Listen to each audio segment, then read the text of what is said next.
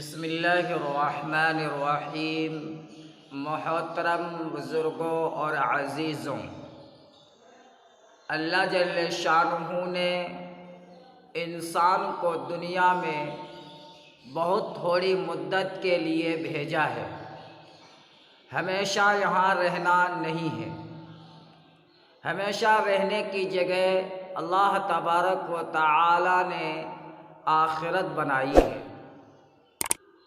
ہمیشہ کی جنت یا ہمیشہ کی جہنم۔ دنیا میں صرف آخرت بنانے کے لیے بھیجا ہے۔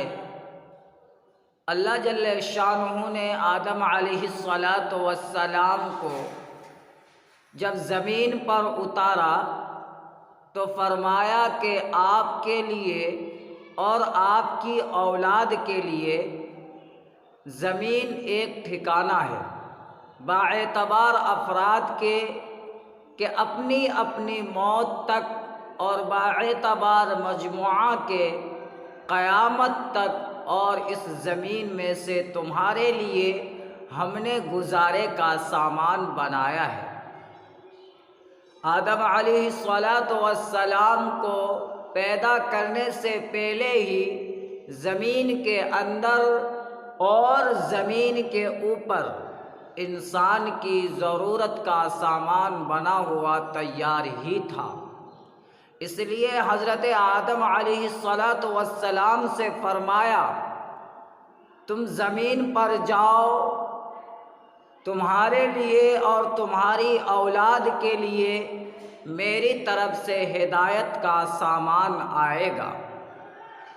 جب حضرت آدم علیہ السلام کو اللہ تبارک و تعالی نے پیدا فرمانے کا ارادہ فرمایا تو فرشتوں سے فرمایا، میں زمین پر اپنا ایک خلیفہ پیدا کرنے والا ہوں۔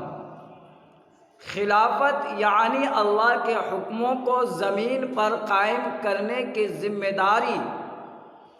زمین و آسمان کے درمیان میں جتنے اسباب ہیں وہ سب ہماری مدد کے لیے دیے ہیں کہ ان تمام اسباب سے راحت لو، ضرورت پوری کرو اور حکم پورا کرو۔